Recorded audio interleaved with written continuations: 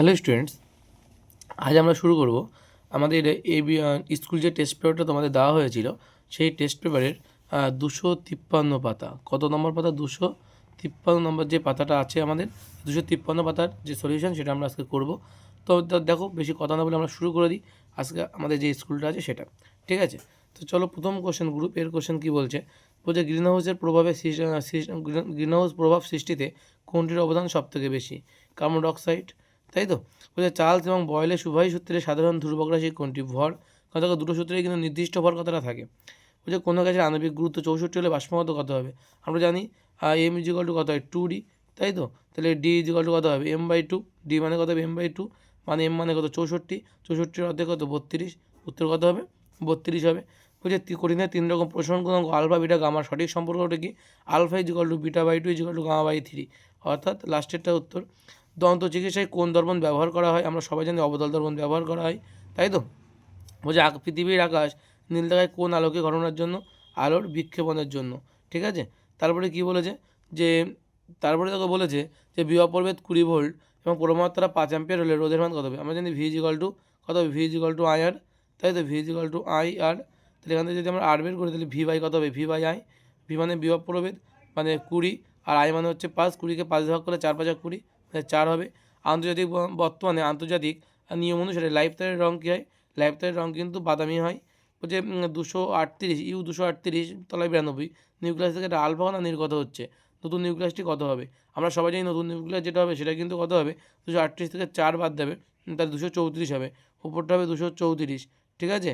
আর তলায় কত হবে? তলায় কিন্তু 2 বিয়োগ যাবে, অর্থাৎ 92 থেকে 2 বাদ দিলে 90। তাহলে এটা হবে আমাদের অ্যান্সার। আমরা জানি যে আলফা কণা মানে উপরে 4 আর তলায় 2, অর্থাৎ আমাদের ভর সংখ্যা 4 বিয়োগ যায় আর প্রোটন সংখ্যা 2 বিয়োগ যায়। আশা করি বোঝা গেল। নেক্সট কি বলছে? নেক্সট বলছে যে কোন ইলেকট্রন বিন্যাসযুক্ত মৌলটি সর্বাধিক তড়িৎ ঋণাত্মক? দেখো, আমরা জানি হ্যালোজেন মৌল যারা হয় তারা কিন্তু সর্বাধিক তড়িৎ ঋণাত্মক মৌল হয়, অর্থাৎ 2 8 2 2 8 3 মানে 10 13 12 13, এটা হচ্ছে 11। এগুলো না খালি 17 আছে, অর্থাৎ 17টাই কিন্তু আমাদের বাইরের কক্ষে কী আছে? একটা মাত্র বাইরের কক্ষে 7টা ইলেকট্রন আছে। ঠিক আছে, এটা কিন্তু আমাদের কি সর্বাধিক তড়িৎ ঋণাত্মক মৌল হবে। কোন যৌগটি গঠনের ক্ষেত্রে অষ্টক নীতি গ্রাহ্য হয় না? LiH, তাই তো? তড়িৎ বিশ্লেষণের সময় অ্যানোডে বলছে কি? বলছে তড়িৎ বিশ্লেষণের সময় অ্যানোডে কোন বিক্রিয়া ঘটে? তড়িৎ বিশ্লেষণের সময় অ্যানোডে আমাদের যেটা ঘটে সেটা হচ্ছে জারণ ঘটে।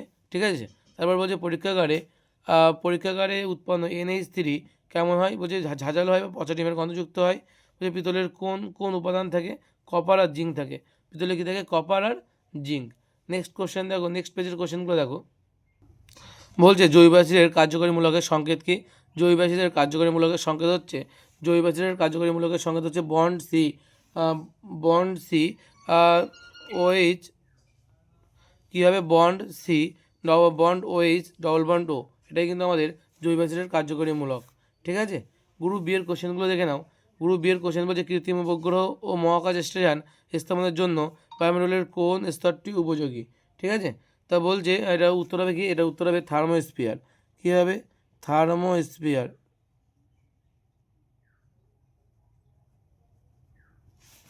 নেক্সট দেখো, বলছে বায়ুমণ্ডলের একটি গ্যাসের নাম লেখো যা গ্রিনহাউস গ্যাস এবং বিশ্বজন ঘটাতে সাহায্য করে। উত্তর হবে CO2। তা বলছে আগুনের বরফ কী? যে আগুনের বরফটা কি? দেখো, অ্যাকচুয়ালি মিথেন হাইড্রেটকে আমরা আগুনের বরফ বলি। কী বলি? Methane hydrate. মিথেন হাইড্রেটের সংকেত কি? 23টা মিথেন এবং 4টে মিথেন আর 23টা হাইড্রোজেন, এই জল। হাইড্রেট সংকেতটা কি? দেখো 4CH4.23H2O, এটাই কিন্তু আমাদের কি? এটাই কিন্তু সংকেত। বলছে একই চাপ এবং উষ্ণতায় 1 লিটার অক্সিজেন এবং 1 লিটার নাইট্রোজেনের অণুর সংখ্যা ভিন্ন হয়। ভিন্ন মানে হচ্ছে অভিন্ন মানে একই, ভিন্ন মানে আলাদা, অর্থাৎ মিথ্যা বলছে এটা কিন্তু মিথ্যা হবে, একই হয়। ঠিক আছে, কখনো কিন্তু আলাদা হয় না। বলছি এন মোল গ্যাসের জন্য আদর্শ গ্যাস সমীকরণটি কত? আমরা জানি পিভি ইজিক্যাল টু কত হবে? এন মোল গ্যাস বলে NRT হবে। 1 মোল বললে কিন্তু পিভি ইজিক্যাল টু RT হয়, এনটা হয় না। ঠিক আছে, বলছি দৈর্ঘ্য প্রসারণ গুণাঙ্কের একক কি? দৈর্ঘ্য প্রসারণ গুণাঙ্কের একক ড্যাশ এককের উপর নির্ভরশীল। এটা হবে উষ্ণতা। উষ্ণতার এককের উপরে কিন্তু নির্ভরশীল, তাই তো? তারপরে বলছে গ্যাসের আপাত প্রসারণ কি? তারপরে কোশ্চেন কি বলছে? যে গ্যাসের আপাত প্রসারণ লক্ষ্য করা যায়। গ্যাসের আপাত প্রসারণ লক্ষ্য করা যায়, এটা কিন্তু মিথ্যা। এটা কিন্তু তরলের ক্ষেত্রে আপাত প্রসারণ গুণাঙ্ক তরলের ক্ষেত্রে দেখা যায়, আপাত প্রসারণ তরলের ক্ষেত্রে দেখা যায়। সমতল, অবতল এবং উত্তল দর্পণ দ্বারা সৃষ্ট হচ্ছে অসৎ বিম্বের মধ্যে সাদৃশ্য কী? ঠিক আছে, সাদৃশ্যটা বলছে এটা সবাই কিন্তু কী হবে, সমশিষ্য হবে। কী হবে? সমশিষ্য হবে। বলছে কোনো মাধ্যমে আলোর বেগ 2 × 10⁸ মিটার/সেকেন্ড হলে ওই মাধ্যমের প্রতিসরাঙ্ক কত হবে? দেখো আমরা জানি কি, আমরা জানি যে মিউ ইজ ইকুয়াল টু কী হয়, দেখো উপরে করে দিচ্ছে এটা। আমরা জানি যে মিউ ইজ ইকুয়াল টু সি/ভি। এখানে আমাদের চাইছে কি, আমাদের চাইছে এখানে মিউ এর মান, তাই তো। সি এর মান কত? 3 × 10⁸ মিটার/সেকেন্ড। আর ভি এর মান বলে দিয়েছে 2 × 10⁸।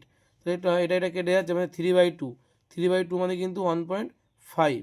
ঠিক আছে, উত্তর কত হবে তাহলে? 1.5 হবে। তাহলে কোনো মাধ্যমে আলোর বেগ তাহলে কত বলছে, কত হবে এটা? প্রতিসরাঙ্কের মান কত? 1.5 হবে। বলছে প্রিজমের মধ্য দিয়ে আলো গেলে কোন বর্ণের রশ্মির বিচ্যুতি সর্বাধিক হয়? বেগুনি বর্ণের বিচ্যুতি কিন্তু সর্বাধিক। আমরা জানি বেনিয়া সহকলা সবার লাস্টে কে থাকে? বেগুনি থাকে। বালোর চক্করে কোন শক্তিতে রূপান্তরিত হয়? বালোর চক্করে তড়িৎ শক্তি যান্ত্রিক শক্তিতে রূপান্তরিত হয়। এটা আমরা লাস্ট একটা স্কুলেও দেখেছিলাম। তড়িৎ শক্তি কনভার্ট টু যান্ত্রিক শক্তি, তাই তো। তড়িৎ শক্তি যান্ত্রিক শক্তিতে রূপান্তরিত হয়। যে এসিকে ডিসিতে রূপান্তরিত করা যায় ড্যাশের সাহায্যে। এসিকে ডিসিতে রূপান্তরিত করা যায় কিসের সাহায্যে? এসিকে ডিসিতে রূপান্তর রেকটিফায়ারের সাহায্যে। মনে রাখবে, রেকটিফায়ারের সাহায্যে আমরা কিন্তু এসিকে ডিসিতে রূপান্তরিত করতে পারি। রেকটিফায়ার, ঠিক আছে। তারপরে বলছে তড়িৎ শক্তির একক কি? তড়িৎ শক্তির একক হচ্ছে joule per erg. Joule per erg, ঠিক আছে, তড়িৎ শক্তির একক। যে নিউক্লিয় সংযোজনে মূল শক্তির উৎস কি? যে নিউক্লিয় সংযোজনের মূল শক্তির উৎস হচ্ছে তোমার নিউক্লিয় সংযোজনের মূল শক্তির উৎস কি? একটা উদাহরণ দাও। এর উত্তর হচ্ছে কী হবে? ভর ত্রুটি। দেখে নাও উত্তরটা কী হবে? ভর ত্রুটি, তাই তো। ভর ত্রুটি। উদাহরণটা দেখে নাও তোমরা বইতে। উদাহরণটা তোমরা এটা লিখবে, ঠিক আছে, আমি দেখলাম। এর উদাহরণটা তোমরা এটা লিখবে যে 4H1 মানে হাইড্রোজেনের ওপরে 1 থেকে হিলিয়াম তৈরি হচ্ছে 4 2 এবং দুটো ইলেকট্রন এখানে পজিট্রন নির্গত হচ্ছে, ঠিক আছে। এবং শক্তি নির্গতের গণনা অনুসারে মাত্র এত গ্রাম সংযোজনে প্রায় 6.3 × 10⁻11 জুল শক্তি মুক্ত হয়। এটা কিন্তু লিখে দেবে তোমরা, এই বিক্রিয়াটা এটা লিখলে হয়ে যাবে, ঠিক আছে। তারপর নেক্সট কী বলছে দেখো, বলছে H2 প্লাস H2, ঠিক আছে। এটা কী বলছে? এখান থেকে আমরা ড্যাশ ড্যাশ পাবো। কী কী পাবো আমরা? দেখো প্রথমে পাবো আমরা H3 পাবো, আর একটা পাবো হচ্ছে H1 কী পাবো? H1 এই দুটো কিন্তু আবার প্লাস 3.27 মেগা ইলেকট্রন ভোল্ট কিন্তু শক্তিমুক্ত হবে। দ্বৈত সূত্র মেনে চলে আমাদের মৌলের উদাহরণ কী আছে?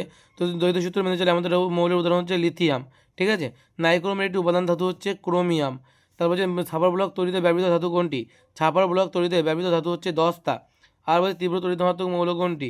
তীব্র তড়িৎ-ধনাত্মক মৌল হচ্ছে সিজিয়াম। তারপরে কোশ্চেন কী বলছে দেখো, তারপরে কোশ্চেন বলছে যে দৈনন্দিন জীবনে ব্যবহৃত হয় এমন দুটি পদার্থের নাম লেখো যার একটি সমযোজী অপরটা তড়িৎযোজী। সমযোজী কী হবে? সমযোজী হবে গ্লুকোজ। সমযোজী কী হবে? সমযোজী হবে কি? গ্লুকোজ। আর তড়িৎযোজী যেটা সেটা কী হবে? খাদ্য লবণ বা NaCl।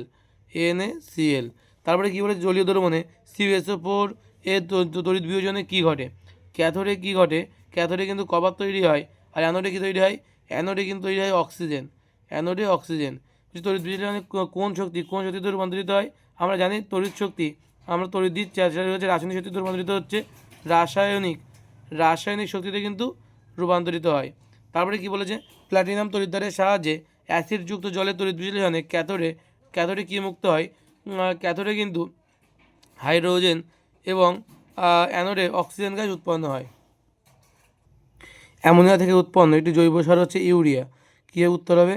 ইউরিয়া, ঠিক আছে। একটা অজৈব সার কি? Ammonium phosphate. তারপরে বলেছে কি দেখো, TNT প্রস্তুত করতে গাঢ় HCl লাগে। এটা কী হবে? এটা কিন্তু মিথ্যে হবে, তাই তো। ওলিয়ামের রাসায়নিক নাম ও সংকেত লেখো। ওলিয়ামের রাসায়নিক নাম হচ্ছে H2, সংকেত হচ্ছে H2SO7। এর সংকেতটা কি? পার মনোসালফিউরিক অ্যাসিড। দেখে নাও। তারপর নেক্সট কোয়েশ্চেন বলছে মিথেনে H কোণের মান কত? আমরা জানি 109 ডিগ্রি 28 মিনিট, তাই তো। 109 ডিগ্রি 28 মিনিট।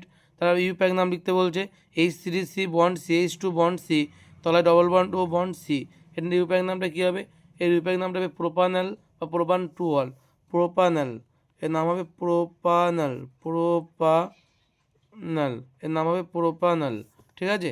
আর তারপরে কী বলছে দেখো, বলছে H3C bond CH bond OH bond CH3, এর নামটা কী হবে? এর নাম হচ্ছে প্রোপান টু অল। এটা একদিন করেছিলাম, প্রোপান টু অল। ঠিক আছে, এর নাম হবে প্রোপান টু অল। তারপর দেখো গ্রুপ সি এর কোশ্চেনগুলো দেখে নাও। প্রথম কোশ্চেন কী বলেছে, স্থিতিশীল উন্নয়ন কাকে বলা হয়? দুটো অপরিচালিত শক্তি উৎসের নাম লেখো। দেখে নাও স্থিতিশীল উন্নয়ন কাকে বলা হচ্ছে যে এই স্থিতিশীল উন্নয়নের সংজ্ঞা তোমরা এখান থেকে লিখে দেবে। এই যে স্থিতিশীল উন্নয়ন হলো এমন একটা ধারণা যেখানে তোমরা এই উত্তরটা তোমরা কিন্তু এখান থেকে অবধি লিখে নেবে। ঠিক আছে, এরকম লিখলেই হবে। কখনো কখনো কিন্তু তিনটের লক্ষ্য উদ্দেশ্যগুলো পরীক্ষায় পড়ে, তোমরা তিনটের লক্ষ্যটাও কিন্তু পড়ে রাখবে। কোথাও কোথাও কিন্তু বলছে দুটি লক্ষ্যে স্থিতিশীল উন্নয়ন কাকে বলা হয়, এর একটি লক্ষ্য বা উদ্দেশ্য কী। ঠিক আছে, এটা কিন্তু লিখতে হবে। দুটি অপরিচালিত শক্তির উৎসের নাম লিখে, এটা কী হবে? একটা হবে সৌরশক্তি, বায়ুশক্তি, এইগুলো লিখে দাও। সৌরশক্তি, বায়ুশক্তি, এইগুলো লিখে দাও। বায়ু শক্তি, এইগুলো কিন্তু, তাই তো। বলছে চার্লসের সূত্র থেকে পরম শূন্য উষ্ণতার ধারণা দাও। এই লেখা আছে চার্লসের সূত্র থেকে পরম শূন্য উষ্ণতার ধারণা। তোমরা এখান থেকে এই পর্যন্ত কিন্তু তোমার সবটা কিন্তু লিখতে হবে। এখানে এটা প্রমাণ করতে হয় যে কোন উষ্ণতায় গিয়ে আয়তনের মান শূন্য হয়, এটা কিন্তু প্রমাণ করতে পারলে এটা কিন্তু হয়ে যায়। ঠিক আছে, এটা খুব সহজ আনসার, এখান থেকে অবধি লিখতে হবে। এটা আশা করি তোমরা বুঝতে পারবে। ঠিক আছে, বুঝতে না পারলে আমাদের কমেন্ট অবশ্যই জানাবে, আমি বুঝিয়ে দেবো, আলাদা একটা ভিডিওতে বুঝিয়ে দেবো। ঠিক আছে, তোমাদের জন্য আলাদা করে বুঝিয়ে দেবো। ঠিক আছে, নেক্সট কোশ্চেন দেখো কী বলছে। 27 ডিগ্রি সেন্টিগ্রেড উষ্ণতায় কী বলছে, 27 ডিগ্রি সেন্টিগ্রেড উষ্ণতায় নির্দিষ্টভাবে কোনো গ্যাসের আয়তন 500 সেন্টিমিটার কিউব বলে স্থির চাপে কোন উষ্ণতায় ওই গ্যাসের আয়তন দ্বিগুণ হবে। দেখে নাও চার্লসের সূত্র অনুযায়ী কী জানি আমরা, যে টি এর মান কত হচ্ছে 300 কেলভিন, ভি মানে 500 বলেছে, টি টুর মান কত হবে জানি না, ভি টু বলেছে দ্বিগুণ হবে, তাহলে ভি ওয়ান যদি 500 হয় ভি টু মানে 1000 হবে, তাই তো। তাহলে আমরা জানি যে চার্লসের সূত্র অনুযায়ী V one by T one is equal to V two by T two. কিন্তু মানগুলো বসাও, টি টুর মান বের করতে হবে, তাহলে V two into T one by V one মান বসাও। ভি টু মানে 1000 ইন্টু টি ওয়ান মানে 300 বাই 500, 500 দুগুণ 1000, 3 দুগুণ 6, 600 কেলভিন, 600 থেকে 273 বাদ দিলে 327 ডিগ্রি সেন্টিগ্রেড। ঠিক আছে, এটা কিন্তু আমাদের অ্যান্সার হবে। নেক্সট কোশ্চেন কী বলেছে, যে দিনের বেলা আকাশকে নীল দেখায় কেন? দেখে নাও উত্তরটা, দিনের বেলা আকাশকে নীল দেখায় কেন, এই যে লেখা আছে যে দিনের বেলা আকাশকে নীল দেখায় কেন, এখান থেকে এই অবধি কিন্তু লিখতে হবে। ঠিক আছে, লাস্টে এটা লিখতে হবে কিন্তু সম্পূর্ণটা। বোঝা গেল আশা করি। তখন নেক্সট কোশ্চেন কী বলছে দেখো, কী কোশ্চেন বলছে, একটি বৈদ্যুতিক বাল্বের রেটিং 220 ভোল্ট 100 ওয়াট, বৈদ্যুতিক বাতির রোধ এবং প্রভাবতারা কত হবে?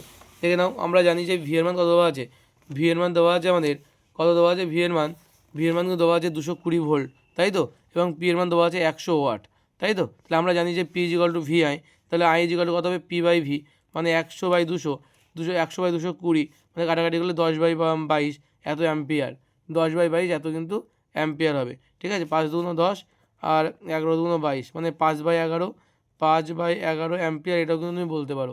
ঠিক আছে, তারপরে দেখো বলেছে এবং যে ভি স্কোয়ার বাই আর এর মান কত হবে, এখানে আর এর মান বের করতে বলছে, V square by P, V মানে কত 220 ভোল্ট, কিন্তু 220 ভোল্ট বাই পি এর মান 100, কাটাকাটি 44 ওহম, উত্তর কত হবে, উত্তর কিন্তু হবে 22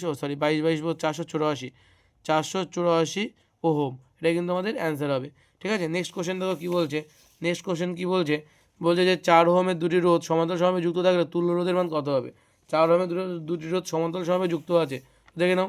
তা বলছে তুল্য রোধ যদি আরপি হয় তাহলে আরপি ইজ ইকুয়াল টু, আমরা জানি যে আরপি ইজ ইকুয়াল টু সূত্র কী হয়, তুল্য রোধ R1 R2 হলে সূত্র হচ্ছে R1 ইন্টু R2 বাই কত হয়, বাই R1 প্লাস R2 হয়, তাই তো, R1 প্লাস R2 হয়। এটাই আমরা করলাম, R1 into R2 by R1 plus R2 করে, দুটোই 4 বলেছে, 16 বাই 8, 16 বাই 8 মানে 2 ওহম হবে, উত্তর কত হবে, উত্তর হবে 2 ওহম। তারপরে কোশ্চেন কী বলেছে, যে হাইড্রোজেনযুক্ত সমযোজী এবং আয়নীয় যৌগের দুটি করে উদাহরণ দাও। দেখে নাও, এই যে তড়িৎযোজী যৌগ যদি বলে তাহলে কী হবে, সমযোজী বা তড়িৎযোজী যৌগ যদি বলা হয় তাহলে বলছে আয়নীয় বা তড়িৎযোজী যৌগ, তাহলে কারা হচ্ছে NH আর LiH, এই দুটো হচ্ছে তোমার তড়িৎযোজী যৌগ। আর কি আছে, আর বলছে সমযোজী যৌগ কী বলছে,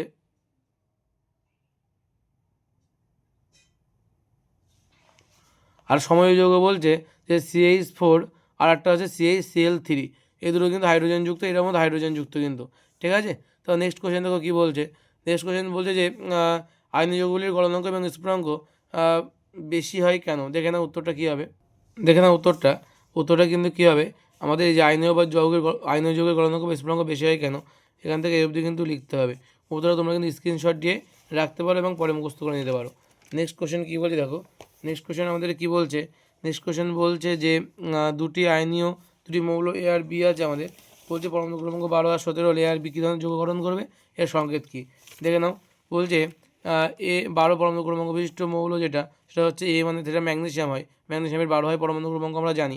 আর 17 পরমাণু ক্রমাঙ্ক বিশিষ্ট যে মৌল সেটা হচ্ছে বি, যার নাম হচ্ছে ক্লোরিন। ঠিক আছে, তাহলে উৎপন্ন যৌগটা কত হবে, MgCl2 বা Ab2। এটি একটি কিন্তু তড়িৎযোজী যৌগ, এটা তড়িৎযোজী যৌগ কিন্তু। ঠিক আছে, নেক্সট কোশ্চেন কী বলছে দেখো, বলছে যে এই NO3 প্রস্তুতিতে ব্যবহৃত অনুঘটকটির নাম কী, দেখে না উত্তরটা কী হবে। এই জেনো থ্রি প্রস্তুতে ব্যবহৃত অনুঘটকের নাম হচ্ছে 10% রোডিয়ামযুক্ত প্ল্যাটিনাম তারজালির অনুঘটক হিসেবে ব্যবহার করা হয়। তাহলে কথা হবে 10% রোডিয়ামযুক্ত প্ল্যাটিনাম তারজালি, এটা কিন্তু আমাদের অনুঘটক। আশা করি বোঝা গেল। তবে নেক্সট কোশ্চেন কী বলছে দেখো, NH3 এবং হচ্ছে HCl এর বিক্রিয়ায় কী উৎপন্ন হবে, মনে রাখবে এটা উৎপন্ন হবে NH4Cl, অ্যামোনিয়াম ক্লোরাইড, NH4Cl। ঠিক আছে, তো নেক্সট কোশ্চেন দেখো কী বলছে, নেক্সট কোশ্চেন বলছে লোহার মরচে নিবারণের দুটি উপায় লেখো। লোহায় মরচে নিবারণের দুটি উপায় বা লোহার মরচে পড়া প্রতিরোধের দুটি উপায়। এই যে মরচে নিবারণের উপায়গুলি নিম্নরূপ, অনেকগুলো উপায় দেওয়া আছে, একটা দুটো তিনটে চারটে পাঁচটা, অনেকগুলো দেওয়া আছে, এই পর্যন্ত মোট 7টা দেওয়া আছে। তোমরা যে কোনো দুটো থেকে তিনটে মুখস্থ করবে। ঠিক আছে, তারপর দেখো নেক্সট কী বলছে যে এলপিজির পুরো নাম কী, এলপিজি লিকুইফাইড পেট্রোলিয়াম গ্যাস। দেখে দিচ্ছি তোমাদের, এটা দেখে নাও। এলপিজির পুরো নাম কী এবং সে সঙ্গে কী বলেছে, সে সঙ্গে বলছে যে এর মূল উপাদান কি, এটি ব্যবহার লেখো। এই যে লিকুইফাইড পেট্রোলিয়াম গ্যাস লেখা আছে বাংলায়। ঠিক আছে, এর উপাদান বলেছে এলপিজির উপাদান বিউটেন, প্রোপেন, ইথেন এবং এটি 3টে হাইড্রোকার্বনের মিশ্রণ। এর প্রধান উপাদানের নাম হচ্ছে বিউটেন। ঠিক আছে, প্রধান উপাদান তাহলে কি, বিউটেন। এবং বলছে ব্যবহার কী, বলছে এটি গৃহস্থলী রান্নার কাজে জ্বালানি হিসেবে ব্যবহার করা হয়। এটাই লিখলে হবে। ঠিক আছে, এটাই কিন্তু এর ব্যবহার। তারপরে দেখো কী বলেছে অ্যাসিটিক অ্যাসিডের সঙ্গে ইথাইল অ্যালকোহলের বিক্রিয়ায় কী ধরনের পদার্থ উৎপন্ন হয়। ঠিক আছে, কী ধরনের পদার্থ উৎপন্ন হয় এবং এই বিক্রিয়াকে কী বিক্রিয়া বলে সমীকরণ সহ লেখো। তো দেখে নাও এর উত্তরটা কী হবে, ইথাইল অ্যালকোহলের সঙ্গে অ্যাসিটিক অ্যাসিডের বিক্রিয়া। এই যে ইথাইল অ্যালকোহলের সঙ্গে বিক্রিয়া করছে অ্যাসিটিক অ্যাসিডের বিক্রিয়ায় কী উৎপন্ন হয়, ইথাইল অ্যাসিডেট এস্টার উৎপন্ন হয়, অর্থাৎ এস্টারিফিকেশন বলা হয় এই বিক্রিয়াটাকে। ঠিক আছে, এস্টারিফিকেশনও বলা হয়। CH3COOH C2H5OH বিক্রিয়া করছে কারো H2SO4 উপস্থিতিতে বিক্রিয়া করে কিন্তু এটা উৎপন্ন করছে। ঠিক আছে, এটা কিন্তু উৎপন্ন করছে। নেক্সট কী বলছে দেখো, নেক্সট কোশ্চেন বলছে বয়েল, চার্লস এবং অ্যাভোগাড্রো সূত্রের গ্রুপ ডি এর কোশ্চেন। কী বলছে, বয়েল, চার্লস এবং অ্যাভোগাড্রো সূত্রের সমন্বয় আদর্শ গ্যাস সমীকরণটি লেখো। তো দেখে নাও আদর্শ গ্যাস সমীকরণ কী হবে, এই যে পিভি ইকুয়াল টু এনআরটির যে প্রমাণ সেটাই কিন্তু আমি এটা আগেও বহুবার পেয়েছি, তাই আমি এটাকে লিখেই দিচ্ছি 2026 সালের জন্য এটা খুব ইম্পর্টেন্ট। তাই তোমরা কী লিখবে, প্রথমে লিখবে কোনটাকে কী বলে সেটা ধরে নেওয়ার পরে বয়েলের সূত্র, চার্লসের সূত্র এবং অ্যাভোগাড্রো সূত্র তিনটেকে লিখবে। ঠিক আছে, তিনটেকে কিন্তু সমন্বয় করলে কিন্তু তোমাদের পিভি ইকুয়াল টু এনআরটি চলে আসবে, যেখানে আরটা কিন্তু ধ্রুবক হবে। ঠিক আছে, আশা করি তোমরা এটা বুঝতে পারবে এবং এইটুকু বেশি লেখার প্রয়োজন নেই, এইটুকু লিখলেই হবে। ঠিক আছে, তারপরে বলেছে কি চার্লসের সূত্রের ভিটি লেখচিত্র অঙ্কন করো। চার্লসের সূত্রের যদি ভিটি লেখচিত্র দেখতে হয় তাহলে এটা কিন্তু চার্লসের সূত্রের ভিটি লেখচিত্র। এই যে ভি আর এই টি আছে, এটা মূলবিন্দুগামী সরলরেখা, ভিটি লেখচিত্র কিন্তু এইটা হবে, সেখানে চাপ কিন্তু স্থির আছে। আশা করি বোঝা গেল। তবে নেক্সট কোশ্চেন কী বলছে দেখো, নেক্সট কোশ্চেন বলছে যে 122.5 গ্রাম KCl O3 উত্তপ্ত করলে কত গ্রাম O2 পাওয়া যাবে, এসটিপিতে উৎপন্ন হয়, এর আয়তন কত। দেখে নাও বিক্রিয়ার সমীকরণ দেখে নাও, বলছে 2KClO3 আর 2KCl+3O2 পাবো, তাহলে এটা 245 গ্রাম হয়। তোমরা বাড়িতে করে দেখবে 245 গ্রাম এটা হবে। আমি আগে বহুবার করেছি বলে আজকে আর করলাম, মুখস্থ বানা হয়ে গেছে এটা বারবার করতে। তাহলে এটা কত হবে, 245 গ্রাম। ঠিক আছে, আর এটা কত হবে, অক্সিজেন বলেছে 3 × 16 × 2 মানে 96 গ্রাম। তাহলে আমরা জানি 245 গ্রাম KClO3 মানে 96 গ্রাম অক্সিজেন। তাহলে এটা তো অর্ধেক করা হয়েছে, 122.5 মানে দেখো এটা অর্ধেক করা হয়েছে, তাহলে এটা অর্ধেক হবে। তাহলে 96 অর্ধেক হচ্ছে 48 গ্রাম অক্সিজেন উৎপন্ন হবে। ঠিক আছে, যদি আমি আয়তন কতভাবে দেখি, তাহলে আমরা জানি 3 × 22.4, তাহলে 67.2 এত লিটারই কিন্তু 245 গ্রাম KClO3 মানে কিন্তু 67.2 গ্রাম 2 লিটার হচ্ছে অক্সিজেন। তাহলে ওটা আমি আবার লিখছি, এই যে লিখলে কিন্তু এখন 122.5 লিটার 5 গ্রাম KClO3 মানে এটা কত হবে। দেখো এটাকে আমি কী করছি, গ্রামটাকে আমি কী করছি, এটা অর্ধেক করতে হচ্ছে, এটাকে কী করতে হচ্ছে, অর্ধেক করতে হচ্ছে। তাহলে এটাও তো অর্ধেক হয়ে যাবে। এখানে 2 দিয়ে সরাসরি ভাগ করে দিয়েছি, তার উত্তর হচ্ছে 33.6 এত লিটার হবে, ওহম দিয়েছি কেন, এত লিটার কিন্তু অক্সিজেন উৎপন্ন হবে। ঠিক আছে, তো নেক্সট কোশ্চেন কী বলছি দেখো, তারপরে নেক্সট কোশ্চেনে আমাদের বলছে যে H2SO4 এবং জিঙ্কের বিক্রিয়ায় 10 গ্রাম কী উৎপন্ন হবে, বলছে 10 গ্রাম হাইড্রোজেন তৈরি করতে বলছে যে 80% বিশুদ্ধতার কত গ্রাম জিঙ্ক প্রয়োজন। তো দেখে নাও উত্তরটা কী হবে, তোমরা উত্তরটা দেখে নাও। এই যে আছে, বলছে যে H2SO4 এর কী বলছে, এই যে H2SO4 এবং জিঙ্কের বিক্রিয়ায় 10 গ্রাম H2 প্রস্তুত করতে কত গ্রাম, এই যে এখান থেকে এটা পুরোটা কিন্তু কত, জিঙ্কের সঙ্গে H2SO4 বিক্রিয়া করবে ZnSO4 আর H2 উৎপন্ন হবে। ঠিক আছে, এটা টোটালি বিক্রিয়া দিয়েছি আমি, করে দেওয়া আছে এখানে, বিক্রিয়াটা দেখে নাও এটা। ঠিক আছে, একদম এই শেষ অবধি দেখে নেবে, এই যে সমাধান করা আছে, এটা ভালো করে সবাই দেখে নেবে। দেখো 409.375 এত 375 এত গ্রাম কিন্তু আমাদের অ্যান্সার হবে। ঠিক আছে, নেক্সট কোশ্চেন দেখো।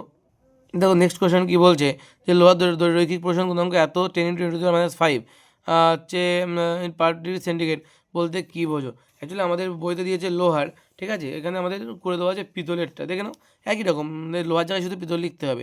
আর এই সংখ্যাটা চেঞ্জ 10 আছে ওখানে, ওখানে হচ্ছে 10, এখানে 19 আছে। ঠিক আছে, এর অর্থ কি, যে 1 মিটার দীর্ঘ পিতলের দণ্ডের উষ্ণতা 1 ডিগ্রি সেন্টিগ্রেড বৃদ্ধি করতে দণ্ডটির দৈর্ঘ্য প্রসারণ গুণাঙ্ক হবে কত, দৈর্ঘ্য প্রসারণ কত হবে 19 × 10⁻⁶ সেন্টিমিটার বা 19 × 10⁻⁻6 মিটার। ঠিক আছে, এটা এটুকু লিখলেই কিন্তু হয়। ওটা শুধু এই পিতলের জায়গায় লোহা লিখবে, আর সংখ্যার জায়গায় এই যে সংখ্যাটা চেঞ্জ হলো না, 19 জায়গায় 10 লিখবে, তাহলে কিন্তু আমাদের উত্তর তৈরি হয়ে যাবে। ঠিক আছে, তো নেক্সট কোশ্চেন কী বলছে দেখো, একই সঙ্গে বলছে তাপীয় রোধ কী, রাশিমালাটি লেখো।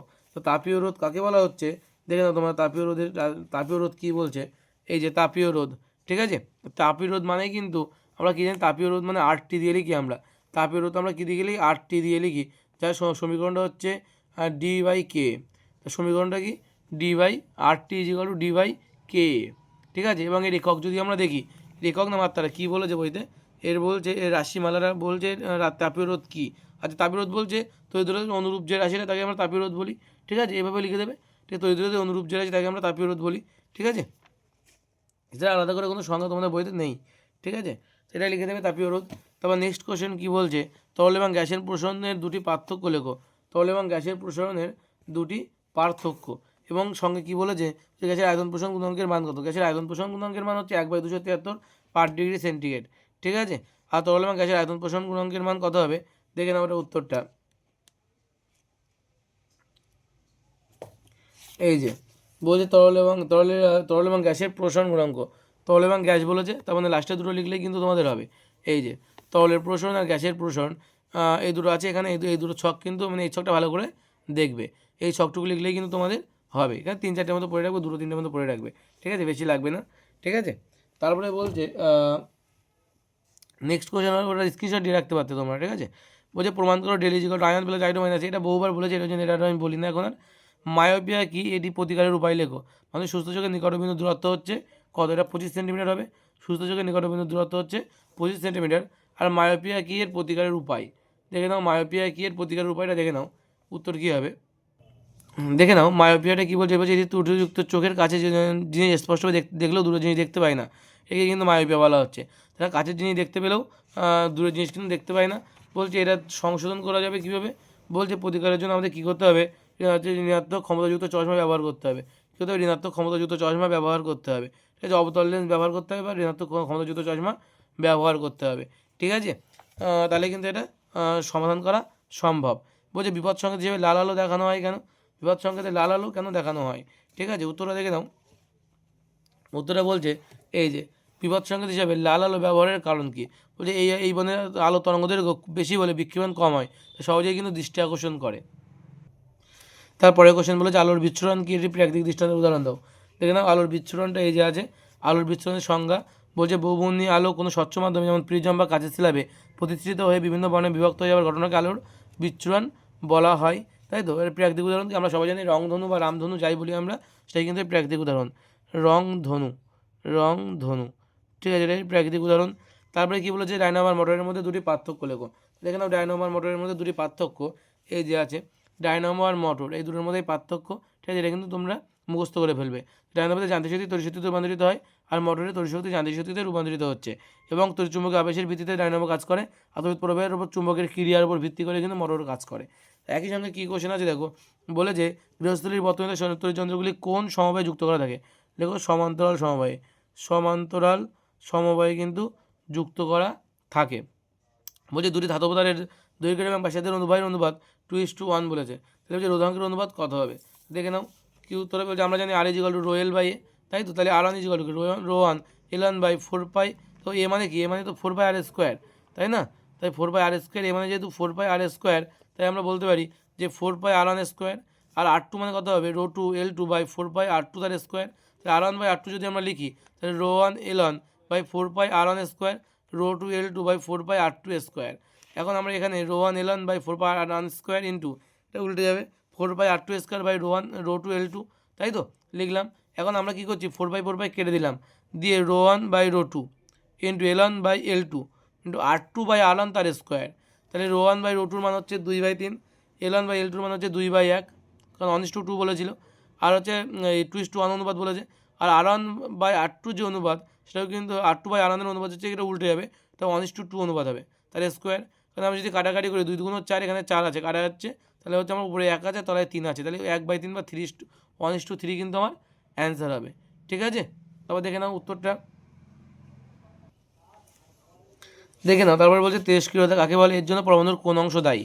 তো তেজস্ক্রিয়তা কাকে বলে, এই দেওয়া আছে এখান থেকে, এইটুকু কিন্তু আমাদের উত্তর। তেজস্ক্রিয়তা কাকে বলে, এখান থেকে এইটুকু কিন্তু আমাদের উত্তর হবে। তারপরে কোশ্চেন কী বলছে দেখো, তারপরে কোশ্চেন বলছে যে আলফা বিটা এবং গামা রশ্মির তুলনা করো আয়নন আর ভেদন ক্ষমতার উপর ভিত্তি করে। আমাদের পার্থক্য লিখতে বলছে। তাই এই ভেদন ক্ষমতা, এই যে আলফা বিটা গামা তিনটে আছে, উপরে আলফা বিটা গামা, এই হচ্ছে তোমার ভেদন ক্ষমতা, এই হচ্ছে আয়নন করার আয়নিত করার ক্ষমতা। এই দুটো পার্থক্য কিন্তু তোমার লিখতে হবে। এখানে যদি বিষয় তুলে দেয়, কিন্তু বিষয় তুলেই তোমার ওই দুটো পার্থক্য লিখতে হবে। তুমি ধর বাড়ি থেকে এই 3টে পড়ে গেলে, কিন্তু পরীক্ষা তোমার এই দুটো পয়েন্ট তুলে দিল, কিন্তু তুমি পরীক্ষা লিখতে পারবে না। এই 3টে লিখলে নাম্বার দেবে না কিন্তু। ঠিক আছে, এই দুটোই তোমার লিখতে হবে, এই দুটো পয়েন্ট তুলে দেবে। বোঝা গেল? এই ধরনের কোশ্চেন কিন্তু আসে, যখন পয়েন্ট তুলে দেয় তখন কিন্তু খুব চাপ হয়ে যায়। তারপর নেক্সট কোশ্চেন কী বলছে?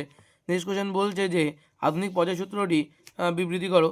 বলছে কী বলছে? আধুনিক পর্যায় সূত্রটি বিবৃতি করো, এবং বলছে একই সঙ্গে ক্ষার ধাতুগুলির কোন গ্রুপে অবস্থান করে এবং পর্যায় সারণীতে সবথেকে তড়িৎ ধনাত্মক মৌল কোনটি? দেখে নাও আধুনিক পর্যায় সূত্রটা, দেখে নাও।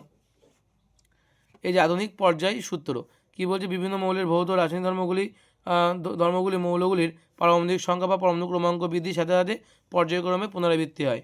একই সঙ্গে বলেছে খাদ্যগুলি কত নম্বর শ্রেণীতে আছে। কিন্তু খাদ্যগুলি 1 নম্বর শ্রেণীর মৌলগুলিকে আমরা খাদ্য বলি, lithium, sodium, potassium, rubidium, caesium আর সিজিয়াম। ঠিক আছে, আর একটা কে আছে? সিজিয়াম হচ্ছে ফ্রান্সিয়াম। ঠিক আছে, আরেকটা নাম হচ্ছে ফ্রান্সিয়াম। তারপর নেক্সট কোশ্চেন কী বলেছিল? একই সঙ্গে বলেছিল যে পর্যায় সারণীতে সবচেয়ে তড়িৎ ধনাত্মক মৌল কোনটি? সবচেয়ে তড়িৎ ধনাত্মক মৌল হচ্ছে ফ্লোরিন, বোধহয় ফ্লোরিন।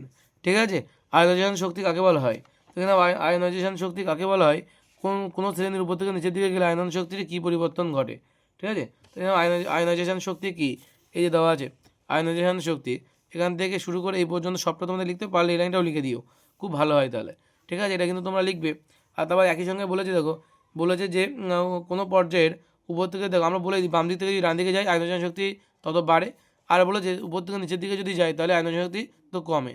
আমাদের উপর থেকে নিচের দিকেই চেয়েছিল, উপর থেকে নিচের দিকে গেলে কী হয়? আয়নন শক্তি কী হয়? বৃদ্ধি, আয়নন শক্তি কিন্তু তত কমতে থাকে কিন্তু। ঠিক আছে, তারপরে দেখো কোশ্চেন বলে একই সঙ্গে যে দুটি সন্ধিগত মৌলের উদাহরণ দাও।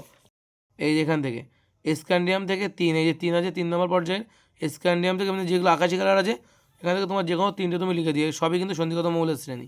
ঠিক আছে, তারপর নেক্সট কোশ্চেন কী বলছে দেখো, নেক্সট কোশ্চেন বলছে যে তড়িৎ লেবন কি? কোনো বস্তুতে সোনার প্রলেপ দিতে হলে অ্যানোড এবং ক্যাথোডের যেমন তড়িৎ বিশিষ্ট স্বরূপে কী ব্যবহার করা হয়? দেখে না উত্তরটা। তড়িৎ লেপন কাকে বলা? এই যে দেওয়া আছে যে তড়িৎ বিশ্লেষণ পদ্ধতিতে অপেক্ষাকৃত বেশি সক্রিয় ধাতু দেখবে ধাতু সংকরের তৈরি বস্তুর উপরে অপেক্ষাকৃত কম সক্রিয় ধাতুর প্রলেপ দেওয়াকে তড়িৎ লেপন বলা হয়। ঠিক আছে, এবং বলেছে কোনো সোনার বলছে কোনো বস্তুর উপর সোনার প্রলেপ দিলে আমাদের কী কী ব্যবহার করবো? ক্যাথোড, অ্যানোড এবং তড়িৎ বিশ্লেষণ স্বরূপে সোনার প্রলেপ। পিতলের উপর যদি সোনার প্রলেপ দিতে তাহলে আমরা তাহলে বলছে পিতলকে ক্যাথোড, প্রথমে যে বস্তু দেবে সেই বস্তুটা ক্যাথোডে যাবে, আর সোনা হচ্ছে বিশুদ্ধ সোনা অ্যানোড হিসেবে কাজ করবে, এবং পটাশিয়াম অরোসায়ানাইডকে আমরা তড়িৎ বিশ্লেষণ স্বরূপে কিন্তু ব্যবহার করব, মনে থাকবে। তারপরে কী বলেছি দেখো, পরীক্ষাগারে H2S প্রস্তুতিতে কী কী রাসায়নিক দ্রব্য লাগে?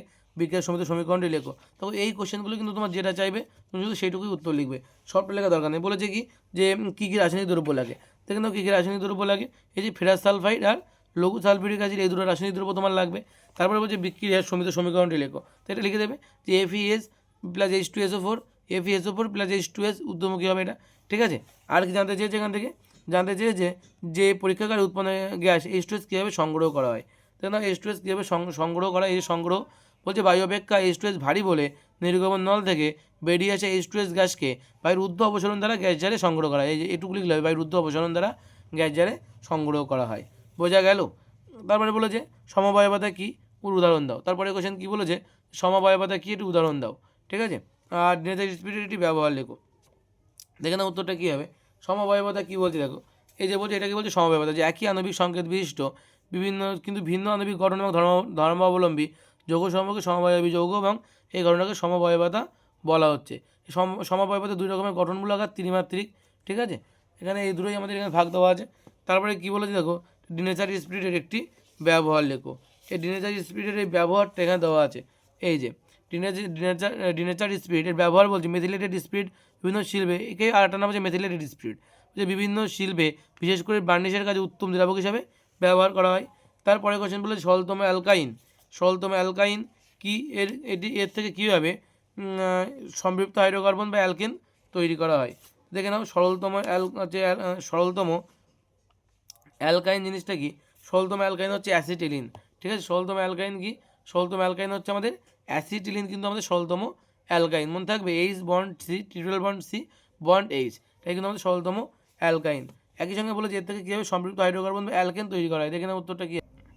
তারপরে কী বলেছে দেখো, এর থেকে কীভাবে সম্পৃক্ত হাইড্রোকার্বন বা অ্যালকেন তৈরি করা হয়। তোমরা একটু এই উত্তরটা লিখে নেবে, যে অ্যাসিটিলিন থেকে আমাদের কিন্তু এই হাইড্রোজেন দেওয়া হচ্ছে, যেমন পিডি বা অ্যানিনিকেল দেওয়া হচ্ছে, এখানে ইথিলিন হচ্ছে, ইথিলিন থেকে আমরা আবার একই জিনিস আবার দিয়ে আমরা কিন্তু ইথেন তৈরি করছি। এই দুটো বিক্রিয়া প্রথম ধাপ আর দ্বিতীয় ধাপ, এই দুটোই কিন্তু তোমাদের লিখতে হবে। ঠিক আছে, লাস্টের এই উত্তরটার জন্য।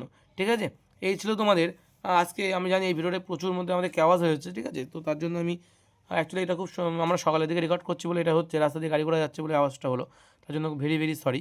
তো আর সবাইকে থ্যাংক ইউ। আমাদের 500 সাবস্ক্রাইবার কমপ্লিট হয়ে গেছে, তার জন্য সবাইকে প্রচুর থ্যাংক ইউ।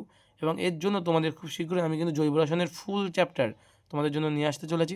ঠিক আছে, এই 500 সাবস্ক্রাইবার পূর্ণ হয়ে যাওয়ার জন্য। আর সেই সাথে সাথে তোমরা সবাই ভিডিওটা দেখেছো, তাদের অনেক অনেক ধন্যবাদ। এবং বন্ধুদের কাছে অবশ্যই শেয়ার করবে। ঠিক আছে, অবশ্যই কিন্তু বন্ধুদের কাছে শেয়ার করবে, মনে থাকবে। তো চলো, নেক্সট দিন আবার আমরা পরের যে স্কুলটা আছে আমাদের, সেটা কিন্তু আমরা নেক্সট দিন শুরু করবো। তো দেখা হচ্ছে নেক্সট কোনো আবার ভিডিওতে দেখা হবে। ধন্যবাদ সবাইকে।